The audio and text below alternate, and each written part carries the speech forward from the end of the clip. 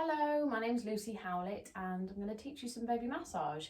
To begin with, it's always nice to make sure that your jewellery is off and that you're sitting comfortably, and placing your hands down on your knees or your legs, however you're sitting, and just breathing in through the nose, close the eyes, and exhaling through the mouth.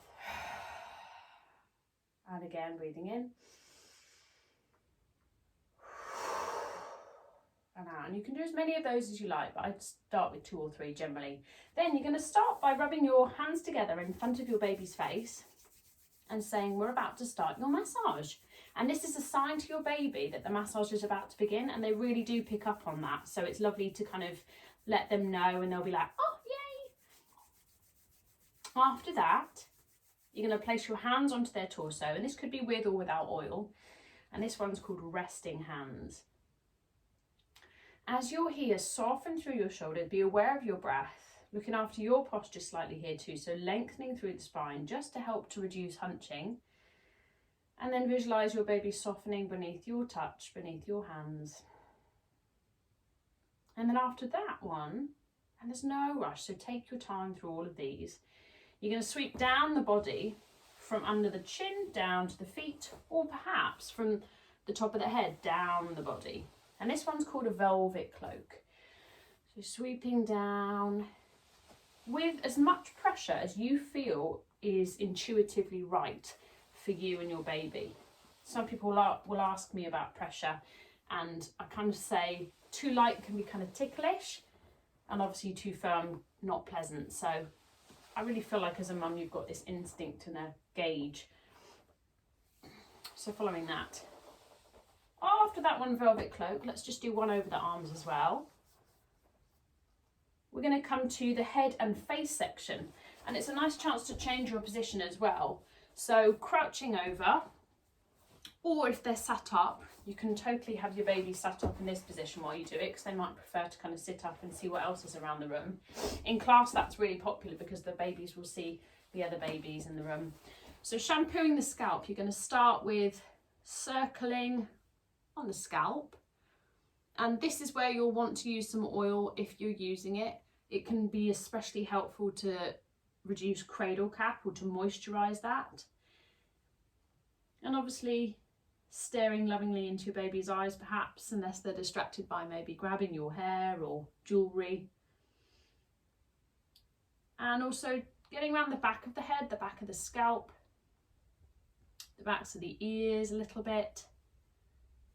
And then the other side, just trying to make sure that you're covering the whole of their head with the oil or with your strokes. So that one's called shampooing the scalp. Next, we're going to do open book. So 2 fingers sweeping across the eyebrows, sweeping across the eyebrows slowly. And this one, as I say, is called open book. And if you need to see on me, it's just as if you're following their eyebrows. So like so. And I actually do this in my yoga class with adults, so it's a really nice way to soften across the forehead. Really great if they tensed up their face from crying or something. And I find these strokes are really precious to do after, well, normally kind of in normal times anyway, but also after injections or after something unpleasant, because it can help to kind of calm you both. Because I don't know about you, but when I took Tilly for jabs, I was like, ooh. So after that one, open book, you're going to pause at the temples and do one called temple bells. And I'll, just so that you can see perhaps a bit more easily, I'll sit this baby, which I've nicknamed Enzo, up into a sitting position. And a lot of people say, oh, my baby won't lie still for like, I don't know, 30 or 45 minutes. But A, they're not likely to last that whole time, and B, they don't have to lie down, so you can have them in this position if you'd rather, or if they're tiny, because baby massage can start from newborn, you could have them in your arms or in like tiger in a tree, this position's called, and we'll do back strokes here. So there's a range of things you can do. So back to temple bells, and then we're going to move on to sweeping over the ears. And obviously you'll learn what your baby is a fan of and what they don't like. So it's nice to kind of really acknowledge what they prefer, using that perhaps when out at the shops. And shall I rub your feet so that we can get through the cash point here? I mean the till point. And that feels nicer than you might imagine having the ears rubbed. So after that one, we're going to do one for teething, which can be tricky to show because this is a plastic baby and I've got teeth. But basically, you're going to press and rub on the lip or on the gum itself. So you're going to press and rub, and you're following the gum line back. And that little press and rub can help to provide some comfort, obviously then chomping on your finger slightly. Let's do the top now too. So on the lip if you want, or onto the gum if you can get access to that, press and rub, and you're following the gum line back.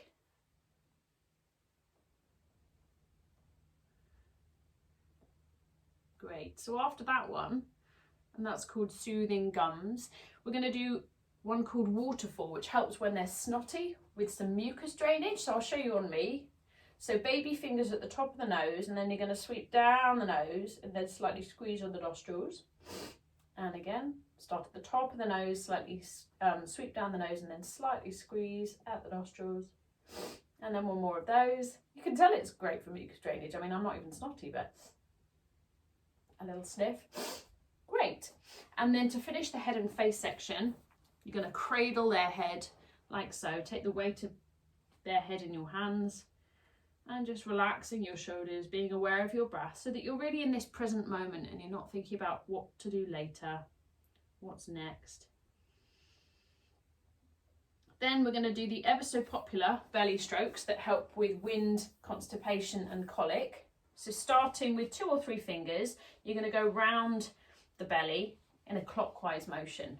And we go clockwise because that's the way their digestion goes. So you've got kind of ascending colon, transverse and descending colon.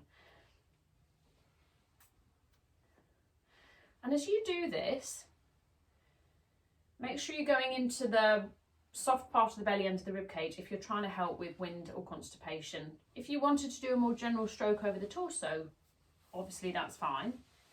But if you're trying to help with those things, you might need to go kind of semi-firmly with the help of the oil to glide over their belly. And it's very possible that your baby will be like, oh, that's really uncomfortable, and they'll be protesting, but obviously acknowledge that you might need to work through that to kind of persevere to help them have that poo or big pop pop. So clockwise there. And then that one's called Round the Clock. And then we're going to do one called the Windy Waves. So lifting the feet, left hand sweeps across the belly and then the fingers wriggle back. And again, sweeping the palm across and then the fingers wriggle back. Sweeping across and then the fingers wriggle back.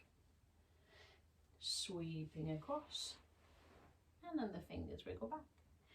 The Windy Waves, this one's called. Sweep across, fingers wriggle back. And then we're going to do one called the Chase. So side to side, the fingers will wriggle like so.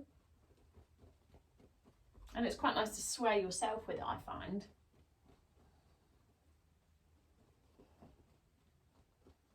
And this one can help with wind and digestion. So there's lots for the belly, and there's a chance to have a sing as well. Now, so we're going to do fingertips dropping onto the torso. So like so, obviously if you've got long nails, make sure you're not going that way. And we're going to sing Incy Wincy Spider. So ready? Incy Wincy Spider climbed up the water spout. Down came the rain and washed the spider out. Out came the sunshine and dried up all the rain. Then Incy Wincy Spider climbed up the spout again. Great. And we do that one on the back later on as well. Next we're going to do bicycle legs. So the knees pushing one and then the other into their tummy. And obviously just kind of gauging if they're okay to do that. Sometimes you'll sense that the baby's quite stiff in the hips or the knees, or reluctant to kind of give you the subtle weight of their little legs. But yeah, great for compressing the belly and helping with wind and constipation and colic. And it's a chance for you to perhaps take a little spinal rotation. Next, we're going to do row the boat. Similar, but both knees go in at the same time. So a little rock forwards and back. And as you do this, we're going to sing row the boat. So we're going to sing one verse of the song that we knew before we became parents, and then one funny one, which you'll obviously have to kind of learn and then follow me when you know it. So ready? Row the boat gently down the stream. Merrily, merrily, merrily, merrily, life is but a dream. Row your boat gently down the weir. If you see a public house, go and buy a beer. And that was taught to me by a client in Hove. Thank you, Sarah. So now you're going to shake the legs. Shake, shake, shake, shake, shake, shake. Little dance around with those legs. And you'll see kind of I'm wriggling and I'm aware of my posture, but that's because I'm a yoga teacher too. So just every so often take a little stretch out of your arms. If the wall wasn't there, I'd be reaching out that side. And then reaching up, lengthening around your waist.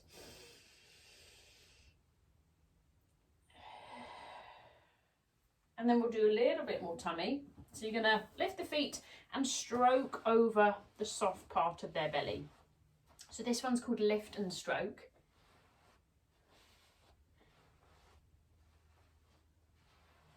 And then if you wanted to, you could let go of the feet and do kind of a paddling stroke.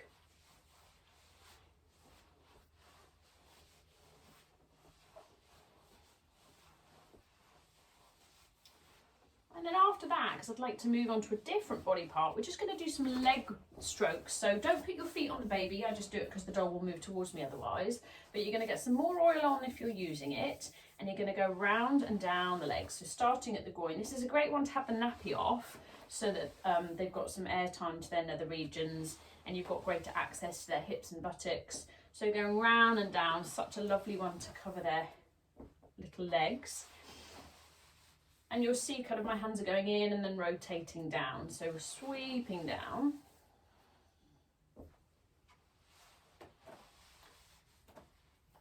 And taking in the backs of the knees is really useful, especially if your child's got any eczema. My daughter Matilda had eczema in her kind of knees and elbows, especially kind of during summer, I think, when she got a bit sweaty in the night and things. After that one, so that one's called frog's legs. We're going to do one called tiny ankles. So you're going to circle around the ankle joints. As if you're drawing tiny spirals. And this one can help with ankle mobility, helping them to be aware of those ankles. We do the same on the wrists in the hand section and the other side. Because obviously your baby doesn't know they're separate from you until a certain stage, and then they're like, these are my hands. Oh, wow. And so it does help them to be more become more aware of their body, and massage can really help that. So tiny ankles, that one. And then before we finish, we're going to do one of my favourite strokes. So this is called for the sole. You're going to start from the heel to the base of the toes, sweeping up with your thumb, pause at the base of the toes there, and their toes will most likely go fanning out and then cover your thumb. And again, sweeping up the base of the foot to the toes. And again, so slowly doing that one. Acknowledge this time that you can go slowly. Taking one more of those, and the reflex that they have, that kind of gripping reflex, is called Babinski's reflex. Sweeping up the other side now, from the heel to the base of the toes. And again, from the heel to the base of the toes.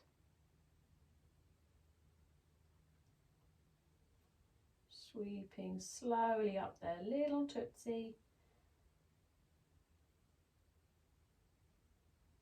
And let's just do one more. So that's, as I say, called for the sole, and it's Babinski's reflex. And to finish the session, normally it would be longer, but if you do a short session, that's fine. You're going to do velvet cloak. It's a great stroke to just finish off. and going over the arms as well. And then you can say, thank you for letting me massage you. Thank you for joining me.